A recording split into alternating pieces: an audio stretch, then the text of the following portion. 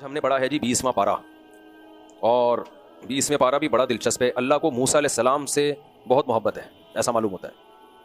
اس وجہ سے اللہ تعالیٰ روزانہ موسیٰ علیہ السلام کا کہیں نہ کہیں سے ذکر کر ہی لیتے ہیں، ٹھیک ہے نا۔ تو قرآن میں سب سے زیادہ جس پیغمبر کا نام استعمال ہوا نا، وہ ہیں موسیٰ۔ تو آج موسیٰ علیہ السلام کی زندگی کا ابتدائی پہلو سورہ قصص میں بیان ہوا ہے، ابتدائی پہلو۔ اس وقت تو ہم نے یہ پڑھا تھا نا چند 2-4 دن پہلے جو سورہ طٰہٰ میں، اس میں موسیٰ علیہ السلام کی نبوت کے بعد والی زندگی کا پہلو تھا۔ آج جو ہم نے سورہ قصص پڑھی ہے، اس میں موسیٰ علیہ السلام کی زندگی کا ابتدائی پہلو ترجمہ کر دیتا ہوں، ہم پڑھ لیتے ہیں قرآن سے۔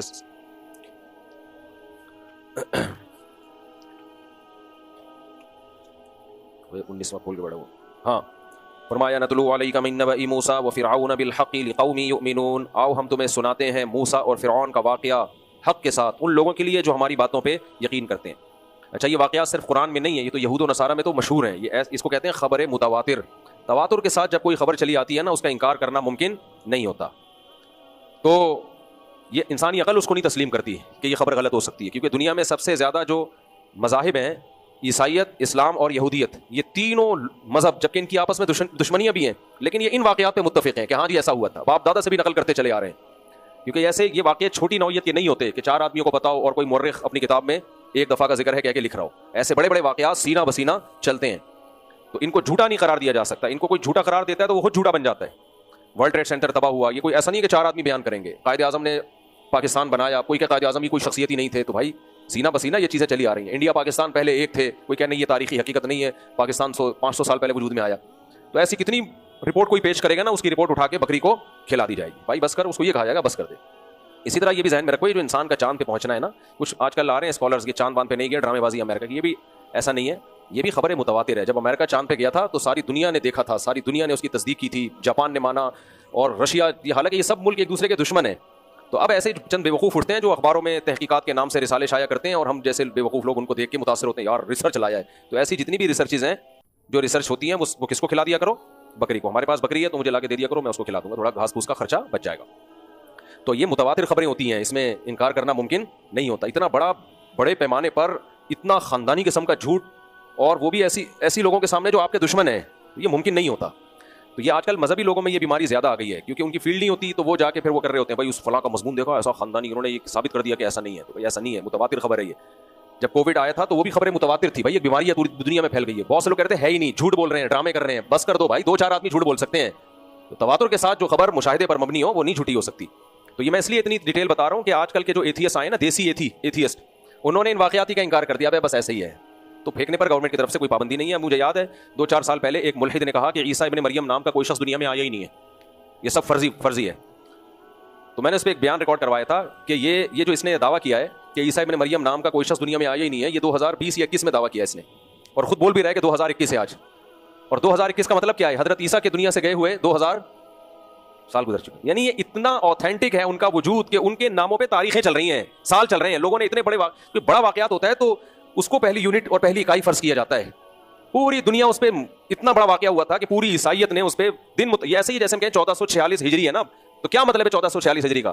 نبی صلی اللہ علیہ وسلم کو 1446 سال ہوئے ہیں مکہ سے مدینہ ہجرت کیے ہوئے، تو پورے سال اللہ نے چلا دیے کہ تم کس تاریخ میں جب کوئی واقعہ لکھو گے نا، تو عیسیٰ ابن مریم اور محمد صلی اللہ علیہ وسلم ان کے واقعے سے اس کو جوڑو گے کہ اس کے کتنے سال کے بعد یہ ہوا، ان کی پیدائش کے یا ان کی وفات کے یا ان کے آسمانوں پہ اٹھائے جانے کے کتنے سال کے بعد ہوا۔ تو اب اس واقعے کا تو انکار ممکن ہی نہیں ہے۔ یہ ایسا ہی ہے جیسے ہم کہہ رہے ہوتے ہیں، میں آپ سے پوچھتا ہوں آپ کی شادی کب ہے؟ آپ کہتے ہیں عید کے بعد ہے، کوئی کہتا ہے عید سے 2 دن پہلے ہے، کوئی کہتا ہے بقرعید کے بعد ہے۔ کیوں عید اور بقرعید اتنے بڑے ایونٹ ہیں کہ اب کوئی گھننا بن کے کیا بقرعید کیا ہوتی ہے مجھے پتہ ہی نہیں ہے۔ تو تاریخیں ہمیشہ بڑے واقعات سے، بڑے دنوں سے جوڑی جاتی ہیں، جس کا انکار کسی کے بس میں ہوتا ہی نہیں ہے۔ اب سمجھ میں آیا؟ کیونکہ آج کل جو ہے نا مارکیٹ میں چیزیں بہت آ رہی ہیں۔ تو اللہ تعالیٰ فرماتے ہیں ان فرعون علا فی الارض، مصر میں یا تقریباً 4000 سال پرانی ہسٹری ہے یہ، ان فرعون علا فی الارض، فرعون نے زمین میں سرکشی کی ہوئی تھی، وجعل اہلھا شیعا، لوگوں کو حصوں میں ڈیوائیڈ کیا ہوا تھا، یستضعف طائفۃ منہم، ایک جماعت کو بہت کمزور بنایا ہوا تھا اس نے، وہ تھی بھی کمزور، بنی اسرائیل تھے، کیونکہ ہوا یہ تھا کہ ابراہیم علیہ الصلوۃ والسلام اپنے، ادھر توجہ ہے نا آپ لوگوں کی، اپنے ایک بیٹے کو چھوڑ آئے تھے مکہ میں، اسماعیل علیہ السلام کو، تو وہ تو پھر عرب وہاں سے چلتے رہے، وہاں کوئی پیغمبر اسماعیل علیہ السلام کے بعد نہیں آئے، ڈائریکٹ محمد صلی اللہ علیہ وسلم آئے تقریباً 2000 سال کے بعد یا 1500، ابھی مجھے صحیح یاد نہیں آ رہا، 1.5 یا 2000 سال کے بعد۔ اور ادھر شام میں فلسطین میں حضرت ابراہیم علیہ السلام کے دوسرے بیٹے یعقوب علیہ السلام. اب یعقوب علیہ السلام کا لقب تھا اسرائیل. یعقوب علیہ السلام کے بیٹے تھے یوسف. یوسف علیہ الصلوۃ والسلام کو بھائیوں نے اٹھا کے ڈال دیا کنویں میں, اور وہ کنویں سے نکل کے مصر کے بازاروں میں فروخت ہوئے, اور بالآخر مصر میں اللہ نے یوسف علیہ السلام کی حکومت کو قائم کر دیا, اور فلسطین سے یعقوب علیہ السلام اور ان کی ساری اولاد کہاں ٹرانسفر ہو گئی؟ بولو نا, مصر میں. یہ 90 کے قریب کہتے ہیں افراد تھے پورے خاندان کے. اس زمانے میں بھی بڑے خاندان ہوا کرتے تھے. یعقوب علیہ السلام کے جو پورا خاندان, تفسیر ماجدی میں مولانا عبد الماجد دریا آبادی لکھتے ہیں, انہوں نے تو اپنا پورا نسب بیان کر دیا یعقوب علیہ السلام تک. مولانا عبد الماجد دریا آبادی بھی بنی اسرائیل کیسے تھے, بڑے مفسر گزرے ہندوستان میں, پورا نسب کہ اتنی پشتوں میں جا کے ہم ملتے ہیں یعقوب علیہ السلام سے. تو اب پورا نسب کا مطلب یہ نہیں کہ ایک ایک والد کا نام بہت طویل عرصے تک اپنے باپ کا نام جا کے پھر بتایا کہ پھر وہ ان کی نسل میں ہے. تو بنی اسرائیل بھی اپنی نسل کو بڑا محفوظ, شکر ہے اسلام قبول کر لیا اور تفصیل لکھی انہوں نے ان کے باپ دادا نے کر لیا تھا قبول. تو کیا ہوا کہ اب یہ لوگ شفٹ ہو گئے کہاں؟ مصر میں. میں یہ ڈیٹیل اس لیے بتا رہا ہوں کہ مسلمان جہاں مائنورٹی میں ہوتے ہیں نا, کچھ وقت کے بعد مسائل کھڑے ہونا شروع ہو جاتے ہیں ان کے لیے. وہ صرف اپنی مسجد اور مدرسے میں خوش رہتے ہیں, حالانکہ مسلمانوں کو چاہیے جس بھی حکومت میں ہو وہاں حکومت میں اپنا انفلوئنس پیدا کرنے کی کوشش کریں, ان اداروں میں جائیں, حکومتی اداروں میں گھسیں تاکہ آپ کے خلاف قانون سازی نہ ہو. امریکہ میں, کینیڈا میں, ہر جگہ مسلمان مسجد مدرسے میں تو لگا ہوا ہے, آگے جانے کی کوشش نہیں کر رہا. اور وہاں کے ماہرین کہہ رہے ہیں بیٹا کل یہاں اسمبلی میں اسلام دشمن لوگ, ابھی تو نہیں ہے اتنے زیادہ اسلام دشمن لوگ, آہستہ آہستہ پہنچ رہے ہیں کیونکہ باطل سازشیں کرتا ہے. کہا کہ یہ میجورٹی جب اسلام دشمن لوگوں کی ہو گئی نا تو پھر یہ مسلمانوں کے خلاف قانون سازی کریں گے, وہی کچھ ہوگا جو انڈیا میں ہو رہا ہے. تو اس لیے فیوچر کی پلاننگ پہلے سے کرنی چاہیے. خیر, تو 90 کے قریب افراد یعقوب علیہ السلام کے وہاں شفٹ ہو گئے, بہت سارے مشرکین, کافر, توحید پرست, یہ چند لوگ تھے. تو یوسف علیہ السلام کا معجزہ تھا کہ آپ کو اللہ نے اکاؤنٹنگ کا علم دیا تھا, نتیجہ یہ نکلا بالآخر یوسف علیہ السلام بادشاہ بن گئے, وہ تو ہم سورہ یوسف میں پڑھیں گے انشاءاللہ. تو آہستہ آہستہ بنی اسرائیل کی نسل وہاں آباد ہونا شروع, شادیاں کی, اولادیں ہوئیں, اور پھر ہوتے ہوتے نسل بڑھتی رہی. لوگ ان کا احترام کرتے, بھائی یہ صحیح لوگ ہیں. جیسے ہندوستان میں ہندو بھی ہمارے بزرگوں کا احترام کرتے تھے, اب بھی بہت سے ہندو کرتے ہیں. تو لیکن کیا ہوا, حکمرانوں کی پالیسیاں ہمیشہ بہت دفعہ خلاف ہو جاتی ہیں, وہ قوم پرستی میں آ جاتے ہیں. تو وہاں بادشاہ آتے رہے, ہر بادشاہ کو فرعون ہی کہا جاتا تھا. یہ والا بادشاہ جب فرعون آیا ہے تو اس کے دور میں پھر سختی ہو, کیونکہ قوم پرستی پھیل رہی تھی کہ یہ باہر کے آئے ہوئے لوگ ہیں, یہ ہمارے نہیں ہیں, یہ کہاں سے آئے ہیں, یہ باہر کے. رنگ میں فرق ہوتا ہے نا, زبانوں میں تھوڑا فرق ہوتا ہے, مذہب میں بہت بڑا فرق تھا. یہ وہ قوم پرستی تھی جس نے فرعون کو بالآخر تباہ و برباد کر دیا. اس لیے یہ لوگوں کی کھال پہ مت جایا کرو, کالا گورا, یہ باہر سے آ کے ہمارے ملک میں آباد ہوا. بھائی سب انسان کیا ہیں, برابر ہے. اب افریقہ میں مسلمان بہت تھوڑے ہیں جو گورے مسلمان ہیں, کالے مسلمان تو ہیں بہت, گورے مسلمان جو انڈیا سے گجراتی گئے ہوئے بہت تھوڑے ہیں, اور بلیک زیادہ ہیں. اب وہ گجراتی مسلمان ان جو بلیک لوگ ہیں ان کے ساتھ بہت احسان کرتے ہیں, بہت ان کو زکات, جو مسلمان ہیں ان کو زکات بھی, اور غیر مسلموں کو صدقے خیرات بھی. لیکن میں ان سے کہتا ہوں بیٹا اللہ نہ کرے یہ کالے گورے کی جنگ چھڑ گئی نا, خدا نہ خواستہ, تو یہ سارے احسانات ایک طرف ہوں گے. کیوں خود نہیں قوم لڑتی, بیرونی طاقتیں آ کے لڑواتی ہیں. جب بیرونی طاقتیں دیکھتی ہیں نا کوئی ملک اسٹیبل ہو رہا ہے, اور یہ بیرونی طاقتیں پتہ ہے نا وہ جو تہذیب کے ٹھیکیدار ہیں جن کو ہم صبح شام سلوٹ کرتے ہیں کہ ان جیسا دنیا میں کوئی بھی نہیں ہے, یہ والی طاقتیں پھر دیکھتی ہیں کہ یہ ملک بہت اسٹیبل ہو رہا ہے اور ان کے یہاں سونے کے ذخائر اور گیس پٹرول سب کچھ نکل رہا ہے, تو ان کو لڑوایا کیسے جا سکتا ہے. تو جہاں وہ دیکھتے ہیں کہ یہ دیوبندی بریلوی کے اس سے لڑ سکتے ہیں تو دیوبندی بریلوی سے لڑائیں گے, جہاں وہ سمجھتے ہیں کہ تراوی پہ ان کو لڑواؤ تراوی پہ لڑوائیں گے, جہاں وہ یہ سمجھتے ہیں کہ مذہب کے نام پہ شیعہ سنی پہ لڑاؤ شیعہ سنی پہ لڑائیں گے, جہاں وہ سمجھتے ہیں کہ اسکن ان کی بہت فرق ہے, یہ بالکل یہ اندھیرے میں نظر ہی نہیں آتے اور یہ روشنی میں نظر نہیں آتے, تو اسی بیس پہ لڑواؤ, تو لڑاؤ اور حکومت کرو کی پالیسی پر عمل کرتے ہیں. تو میں نے وہاں بھی بہت ہر بیان میں وہاں مسلمانوں کو کہا کہ بھائی حکومتی اداروں میں بھی لیگل طریقے سے جاؤ, لیکن ایسے دیسی مسلمان ہیں نا اللہ کی پناہ, مدرسہ مسجد ٹھیک ہے, مدرسہ مسجد بھی بھائی کچھ فیوچر کی پلاننگ تو کرو. تو یہ ہوتا ہے نقصان جب فیوچر کی پلاننگ نہیں ہوتی. تو کیا ہوا بھائی, اللہ تعالیٰ فرماتے ہیں, اب بس میں ترجمے کی طرف چلتا ہوں, یذبحوا ابناءہم, ایسے ظلم کرنا شروع کر دیا نا کہ یہ باہر کے آئے ہوئے لوگ ہیں, یہ مذہب بھی ان کا الگ ہے, ہم بت پرست ہیں, یہ مسلم ہیں, تو ان کو غلام بنا دیا. اور یذبحوا ابناءہم, نسل بہت تیزی سے بڑھ رہی تھی بنی اسرائیل کی. ہمیشہ جو نیک لوگ ہوتے ہیں نا اللہ ان کی نسل میں برکت دیتا ہے, تو ان کو خطرہ کہ یہ تو نسل بھی بڑھ رہی ہے. حالانکہ بنی اسرائیل سے تمہیں کیا خطرہ ہے بھائی, یہ تمہیں کچھ کہہ تھوڑی رہے ہیں, یہ تو تمہارے ملک کے خیر خواہ ہیں. لیکن وہی اس کے دماغ میں گھس گیا, کچھ نہ کچھ جرثومہ گھس گیا اس کے دماغ میں, ظلم کرنا شروع کر دیا, بھائی نسل ختم کرو ان کی.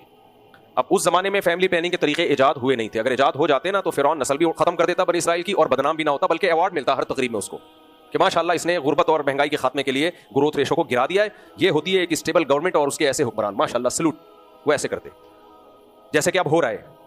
اطلاعات آئی ہیں, میڈیا پہ چل رہی ہیں کہ پاکستان کا گروتھ ریشو پہلے سے الحمدللہ وہ ان کے بقول الحمدللہ کم ہو گیا, تو الحمدللہ پاکستانی قوم میچور ہو گئی ہے, سوائے مفتی طارق مسعود صاحب کے. رپورٹ میں اگلی دفعہ میں یہ لفظ بڑھا دوں گا کہ صرف ایک میں ہی دیسی رہ گیا ہوں. تو وہ جو ہے نا گرا دیا ہم نے, وہ پہلے اتنے تھے اب اتنے ہو گئے, اب بیڑا غرق کر دیا. پہلے کم بیڑا غرق تھا, اب کیا کر دیا زیادہ, کہ جو نسل تھی, جو اولاد تھی, اسی سے آپ محروم کر رہے ہو. خواتین کی گود سے بچے چھین لیے آپ نے. تو خیر, تو فرعون کو یہ نہیں پتا تھا. اسی طرح فرعون نے ایک اور ٹیکنیکل فالٹ کیا. یونیورسٹیاں بناتا, تعلیم کے نام پہ مکس گیدرنگ شروع کر دیتا, تو اس تکلف کی فرعون کو ضرورت بولو نا نہیں تھی. 2 کام کر لیتا. فیملی پلاننگ, وہاں کی جو حکیم عورتیں تھیں ان کو بھیجتا, جو ڈاکٹر تھیں, جو بھی اس زمانے میں, خواتین کو جا کے سمجھاتا بچے 2 ہی اچھے, ورنہ تمہاری صحت کا بیڑا غرق ہو جائے گا, تم بچہ پیدا کرنے کی مشین نہیں ہو, یہ سمجھاتا. اور مفت میں دوائیں بانٹتا, تھوڑا سا خرچہ آتا, لیکن یہ اتنی مخالفت سے بچ جاتا. دوسرا کام کیا کرتا, یونیورسٹیاں بناتا, تعلیم کے نام پہ لڑکے لڑکیوں میں مس گیدرنگ شروع کر دیتا, تو بنی اسرائیل کا ویسے ہی بیڑا غرق ہو, گرل فرینڈ بوائے فرینڈ گدے گھوڑے والی زندگی شروع ہو جاتی ان کی. جب قوم کا ہی بیڑا غرق ہو گیا تو پھر ایسی قوم میں اللہ پیغمبر نہیں بھیجتے. پیغمبر بھی اللہ ان میں بھیجتے اس قوم کی قیادت کے لیے جس میں ایمان کی کچھ رمق باقی ہو, اس کو نجات دلانے کے. ہاں بالکل, جو خراب قوم ہے جیسے لوط علیہ السلام کی قوم کی طرف اللہ نے لوط علیہ السلام کو بھیجا, وہ تو تباہ و برباد کرنے کے لیے. قوم کو قائد بنانے کے لیے ایسی قوم کے پاس بھیجا جاتا ہے جس میں کچھ نہ کچھ قیادت کی صلاحیت ہو. بنی اسرائیل جتنے بھی برے تھے لیکن بہرحال ایمان والے تھے, زنا کو, شراب کو برا سمجھتے تھے, تو وہ غلامی کی وجہ سے ان میں کچھ برائیاں پیدا ہو گئیں. تو اب کیا ہوا, 2 کام فرعون کر لیتا. تو ایک شعر بھی ہے نا اس پہ, اکبر الہ آبادی کا ہے غالباً, یوں قتل سے بچوں کے ہوتا نہ وہ بدنام, افسوس کے فرعون کو کالج کی نہ سوچی. بدنام نہ ہوتا کالج بنا دیتا. ہم کالج کے خلاف نہیں ہیں, ہم بھی کالج کے پڑھے ہوئے ہیں, لیکن یہ جو مکس کو ایجوکیشن والا کالج ہے نا, یہ کر دیتا تو وہ ویسے ہی غلام ہی پیدا ہونا تھا انہوں نے تو کچھ. لیکن بہرحال اس وقت اتنی ٹیکنالوجی نہیں تھی, کوئی مشورہ دینے والا نہیں تھا, اس نے ڈائریکٹ بچے ذبح کرنا شروع کر دیے. اللہ فرماتے ہیں وَيَسْتَحْيِي نِسَاءَهُمْ, عورتوں کو زندہ باقی رکھتا تھا. إِنَّهُ كَانَ مِنَ الْمُفْسِدِينَ, واقعی وہ بہت فساد کرنے والوں میں سے تھا. اللہ کہتے ہیں وَنُرِيدُ أَن نَمُنَّ عَلَى الَّذِينَ اسْتُضْعِفُوا فِي الْأَرْضِ, ہم نے ارادہ کیا کہ ہم احسان کریں اس قوم پہ جو زمین میں بہت کمزور ہے. جو کمزور ترین قوم تھی ہم نے اس پر احسان کرنے کا ارادہ کر لیا. اور وَنَجْعَلَهُمْ أَئِمَّةً, ہم نے ارادہ کیا ہم اس کو زمین کا امام بنائیں. وَنَجْعَلَهُمُ الْوَارِثِينَ, اور اس زمین کا وارث ہم اس قوم کو بنا دیں. دیکھو کیسے ناکامی کے نقشوں میں اللہ ارادے کیسے کر رہا ہے بھائی, ارادے کیسے کر رہا ہے. تو جو قوم اپنے بچوں کو ذبح ہونے سے نہیں بچا پا رہی, اللہ کہہ رہے ہم نے ارادہ کیا اسی قوم کو یہ زمین کا والی وارث بنائے ہم. اس کے لیے کیا تدبیر اختیار کی اللہ نے, وَنُمَكِّنَ لَهُمْ فِي الْأَرْضِ, ہم نے ارادہ کیا ہم ان کو زمین میں مضبوط ٹھکانہ دیں. اسی کا اثر تھا کہ بنی اسرائیل میں داؤد اور سلیمان علیہ السلام پیدا ہوئے, جنہوں نے بہت, یہ جو کل ہم نے پڑھا تھا نا پرسوں سلیمان علیہ السلام کا واقعہ, یہ بھی تو بنی اسرائیل میں سے تھے نا. ابے وہ کمپلیٹ ہی نہیں ہوا, اچھا وہ رہ گیا تو آپ شروع میں بولتے نا, یہ تو میں نے تو دوسرا واقعہ شروع کر دیا. چلو اب میں یہ کمپلیٹ کر لیتا ہوں, کل پھر وہ سلیمان علیہ السلام کا وقت مجھے بتا دیا کرو نا, میرے ذہن میں تھا میں کمپلیٹ کر چکا ہوں. تو جو سلیمان علیہ السلام ملکہ سبا کو خط لکھ رہے ہیں نا, یہ انہی بنی اسرائیل کی نسل میں ہے. جب طاقت اور قوت آ گئی تو کیسے بنی ملکہ سبا کو بول رہے ہیں بندی بن کے چلیا. اور ایک وقت وہ تھا کہ آپ کے آباء و اجداد میں بچے ذبح ہو رہے تھے فرعون کے ہاتھوں, اور فرعون کا کچھ بگاڑ نہیں سکتے تھے. تو اللہ فرماتے ہیں وَنُرِيَ فِرْعَوْنَ وَهَامَانَ وَجُنُودَهُمَا مِنْهُمْ مَا كَانُوا يَحْذَرُونَ. حامان جو فرعون کا وزیر تھا, ہم نے ارادہ کیا فرعون اور حامان اور ان کے لشکروں کو وہ کچھ دکھا دیں جس سے یہ ڈر رہے تھے, کیونکہ ان کو یہ تھا, کہتے ہیں کہ فرعون کو خواب آیا تھا. نجومی نے کچھ نہیں بتایا تھا, نجومی کچھ کسی کا باپ بھی نہیں بتا سکتا نجومی. تو خواب آیا تھا کہ اس کو یہ تھا کہ اس میں کوئی ایسا بچہ پیدا ہوگا جو میری حکومت کا خاتمہ کرے گا.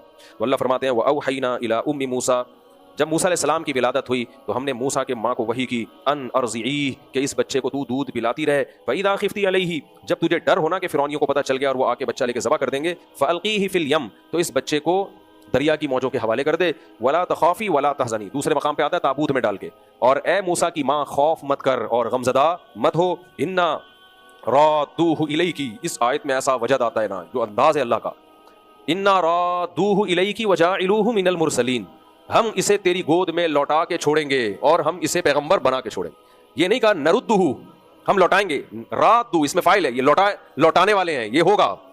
اور نجعلہ من المرسلین بھی نہیں ہے, ہم اسے پیغمبر بنائیں گے نہ, جاعلو, جاعل کام کرنے والا, جاعلوہ من المرسلین, اور پیغمبروں کی فہرست میں ہم اس کو شامل کر کے چھوڑیں گے. تو یہ بچہ تیری گود میں بھی آئے گا اور پیغمبر بنے گا. یہ فَالْتَقَطَهُ آلُ فِرْعَوْنَ لِيَكُونَ لَهُمْ عَدُوًّا وَحَزَنًا, اللہ کہتے ہیں وہ صندوق چلتے چلتے فرعون کے محل میں آیا اور فرعونیوں نے اس صندوق کو اٹھایا تاکہ وہ بچہ ان کا دشمن اور غم کا ذریعہ بن جائے. فرعون نے اس لیے سے نہیں اٹھایا, لیکن اللہ کہتے ہیں میں نے فرعونیوں سے اس لیے اٹھوایا تاکہ یہ بچہ تمہارا دشمن اور تمہارے لیے غم کا ذریعہ بن جائے. اس کا نتیجہ یہ نکلنے والا تھا. وہ تو سمجھ رہے تھے ہم نے ایک بچہ اٹھایا بس. وقالت امرأة فرعون قرة عین لی ولک, فرعون نے ارادہ کیا اس کو فوراً قتل کرے, انون ہے, اس کو نہیں پتا تھا بنی اسرائیل کا ہے یا کس کا بچہ ہے, تو اس نے ارادہ کر لیا قتل کر دوں. یقین ہوتا نا بنی اسرائیل کا تو شاید لازمی قتل کر دیتا. تو فرعون کی زوجہ نے کہا وقالت امرأة فرعون قرة عین لی ولک, یہ میری اور تیری آنکھوں کی ٹھنڈک ہے. سورہ طٰہٰ میں آتا ہے القیت علیک محبۃ منی, اس بچے پر اللہ نے اتنا پیار اور محبت ڈال دی تھی. بعض بچوں کو دیکھ کے بڑی اٹریکشن ہوتی ہے کہ میں نے محبت ڈال دی, تو ہر ایک کو اس پہ بڑا پیار آ رہا. ظاہر ہے پیغمبر تھے, بہت خوبصورت تھے. تو فرعون کی زوجہ نے کہا لا تقتلوا، اسے قتل مت کرو، عسیٰ ان ینفعنا، ہو سکتا ہے یہ ہمیں فائدہ پہنچا دے، او نتخذہ ولدا، یا ہم اس کو اپنی اولاد بنا لیں۔ اس سے بعض علماء نے استدلال کیا ہے کہ ایسا معلوم ہوتا ہے کہ فرعون کی اولاد نہیں تھی، نہ ہی اس کم وقت کیا کرنا تھا بچے پیدا کرے۔ ایسے لوگوں کو فیملی پلاننگ کا مشورہ دینا چاہیے۔ صاحب میرے پاس ہے، یہ کیا ہے یہ؟ میں نے کہا آپ کے لیے نہیں ہے بچے زیادہ پیدا کرو، آپ کے لیے میں نے کبھی بھی نہیں کہا، آپ بیوی بھی نہ، آپ ایسے ہی رہیں زندہ زندگی، کیونکہ وہ اس پہ لکھا ہوا تھا کہ ایسے عظیم لوگ بہت کم پیدا ہوتے ہیں۔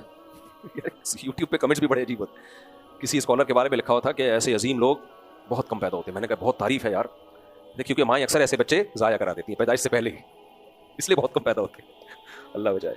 وقالت امرأة فرعون، فرعون کی بیوی نے کہا اس کو قتل مت کرو، میری اور تمہاری آنکھوں کی ٹھنڈک ہے، ہم اس سے اولاد بنا لیں گے۔ جب موسیٰ علیہ السلام کی والدہ کو پتہ چلا کہ بچہ فرعون ہی کے محل میں نکلا جا کے، تو قرآن کہتا ہے اصبح فؤاد ام موسیٰ فارغا، موسیٰ کی ماں کا دل صبر سے خالی ہو گیا۔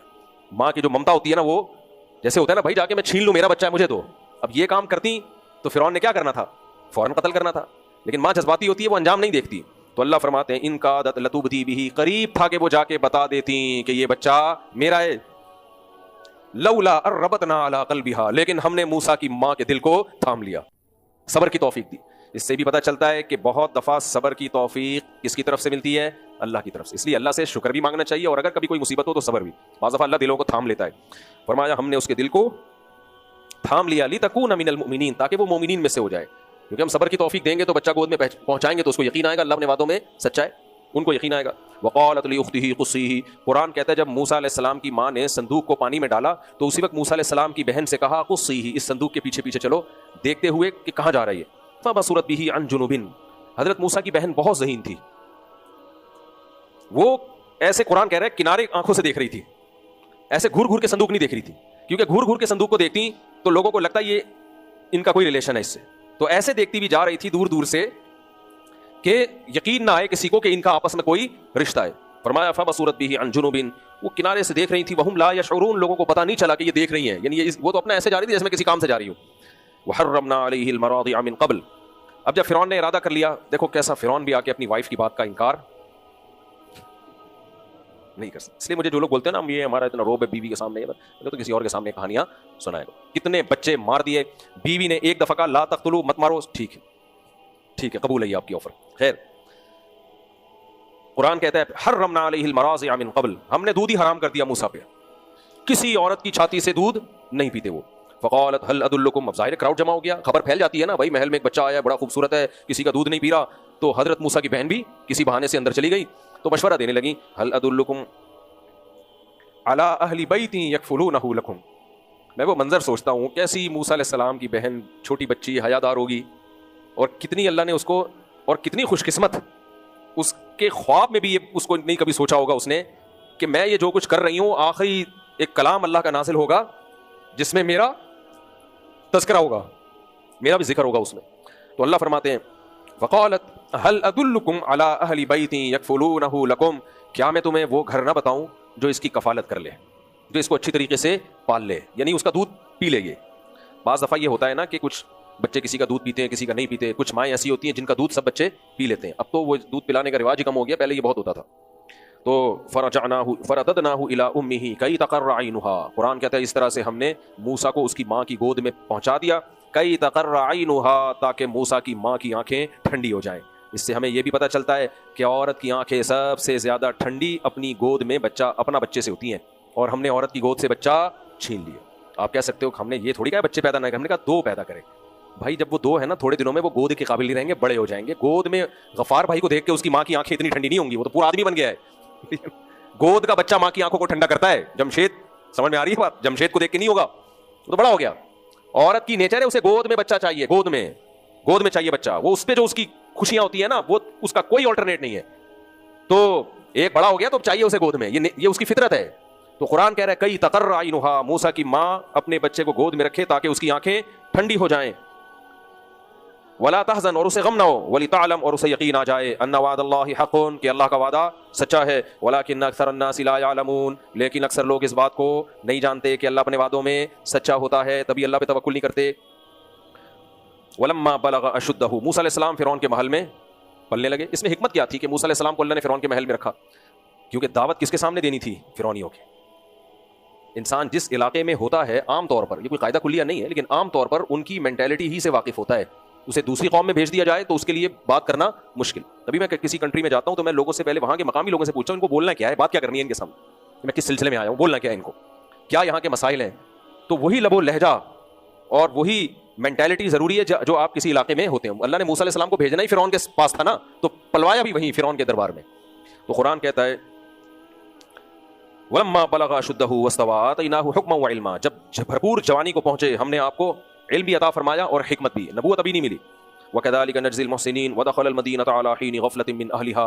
آپ ہمارے بچے کہاں ہیں یار, ہمارے بچے بیان میں نہیں بیٹھتے, مولویوں کے بچے اسی وجہ سے بگڑتے ہیں, یہ ساری دنیا سن رہی ہوتی ہے, یہ نہیں سن رہے ہوتے. کہاں ہیں؟ میں نے واسطے کے ذمہ لگایا تھا کہ ان بچوں کو, عبداللہ ان کو بولو کہ بٹھاؤ ان کو یہاں. مولویوں کے بچے نا اکثر تو نہیں, بہت دفعہ بگڑ جاتے ہیں, یہ سمجھتے ہیں ابھی ابا ہی تو ہے. ٹھیک ہے, ابے بھائی ابا کو چھوڑو, قرآن سنا رہے ہیں, ابا ایسا ابا کہاں سے لبا.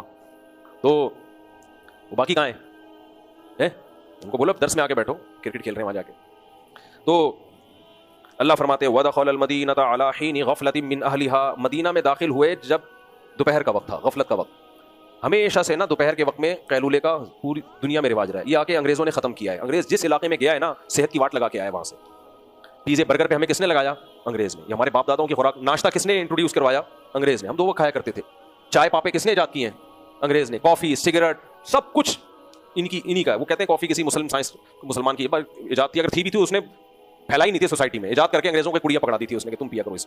تو یہ ساری اوٹ پٹانگ چیزیں, برگر, پیزے اور جو ہم کھا رہے ہیں, یہ سب چیزوں پہ ہمیں کس نے لگایا, گوروں نے لگایا. ہماری جو خوراکیں تھیں بڑی صحیح ہوا کرتی تھی. خیر, تو قیلولہ ہی ختم کرا دیا جو صحت کے لیے انتہائی ضروری. تو اللہ فرماتے ہیں غفلت کے گئے, فوجد فیہا رجلان یقتتلان, وہاں جا کے دو بندوں کو دیکھا کہ آپس میں جھگڑا ہو رہا ہے. لوگ پبلک سو رہی ہے, یہ دونوں باہر نکل کے جھگڑ رہے ہیں. ھذا من شیعتہ وھذا من عدوہ, ان میں ایک موسیٰ علیہ السلام کی قوم کا تھا, بنی اسرائیل میں سے, اور ایک موسیٰ علیہ السلام کی دشمن یعنی قبطی قوم میں سے تھا, فرعونیوں میں سے تھا. فاستغاثہ الذی من شیعتہ, جو حضرت موسیٰ کی قوم میں سے تھا اس نے مدد کے لیے موسیٰ علیہ السلام کو بلایا کہ بھائی اس کے خلاف میری مدد کرو. فوکزہ موسیٰ, موسیٰ علیہ السلام نے جا کے اس فرعونی کو ایک چماٹا لگا دیا. فقضى علیہ, اس کا انا للہ و انا الیہ راجعون, کلٹی, ٹھیک مر گیا وہ ایک ہی تھپڑ سے. قال ھذا من عمل الشیطان, موسیٰ علیہ السلام نے کہا یہ تو شیطان کی طرف سے کام ہو گیا, ایک انسانی جان کو میں نے قتل کر دیا, یہ تو غلطی ہو گئی مجھ سے, قتل نہیں بنتا تھا اس پہ. دیکھو پیغمبر کتنے معتدل ہوتے ہیں, حالانکہ دشمن قوم ہے, کتنے ظلم کیے ان لوگوں نے, لیکن یہ کہ بھائی ظلم اگر فرعون کر رہا ہے تو اس کی سزا یہ تھوڑی کہ جو بھی اس قوم کا آدمی ہوگا اس کو پکڑ کے ہم مارنا شروع کر دیں گے, یہ بھی نہیں کر رہے. تو انہ عدو مضل مبین, شیطان واقعی انسان کو غلط راہ پہ ڈالتا ہے. قال ربی انی ظلمت نفسی, اللہ سے دعا مانگی, اے اللہ میں نے اپنی جان پہ ظلم کیا, فاغفر لی, مجھے معاف کر دے. ایک انسانی جان کا نہ چاہتے ہوئے قتل ہو گیا, اللہ کہتے ہیں فغفر لہ, اللہ نے اسی وقت آپ کو معاف کر دیا. انہ هو الغفور الرحیم, کیونکہ اللہ معاف کرنے والا اور رحم کرنے والا ہے. قال ربی بما انعمت علی فاصبح فی المدینہ خائفا یترقب, اب موسیٰ علیہ السلام اگلے دن صبح اٹھے تو شہر میں گھبراتے ہوئے گھوم رہے ہیں, کیونکہ ظاہر ہے انسانی لاش پڑی ہوئی, جب انکوائری ہوگی تو قاتل کون ہے, اب کوئی ثبوت تو ہے نہیں, ثبوت نہیں ہے, لیکن اس بات کا ڈر ہے کہ ایسا نہ ہو میرے بارے میں پتہ چل جائے. اب اس کا پتہ کہ موسیٰ علیہ السلام نے قتل کیا صرف کس کو معلوم تھا, بنی اسرائیلی کو, جو اپنی قوم کا آدمی تو اس سے خوف نہیں تھا کہ بھئی یہ تو اپنا آدمی ہے, یہ نہیں بتائے گا. آپ کہہ سکتے ہیں بھائی یہ ناحق قتل ہو گیا تو بتائیں, اپنے آپ کو گورنمنٹ کے سامنے پیش کریں تاکہ جو بھی اس زمانے میں لا ہو اس پر عمل کیا جائے. وہ اس لیے نہیں کیا کہ اصولی طور پر اس میں قصاص نہیں بنتا, کیونکہ غلطی سے قتل ہوا ہے, قصاص نہیں بنتا اس میں. اور فرعون کیا کرے گا, ناحق موسیٰ علیہ السلام کو قتل کر دے گا. تو ایسے موقع پہ جب آپ کو پتا ہے میری جتنی سزا ہے اتنی نہیں ملے گی, اس سے زیادہ ملے گی, تو پھر اپنے جرم کو چھپانا جائز ہے.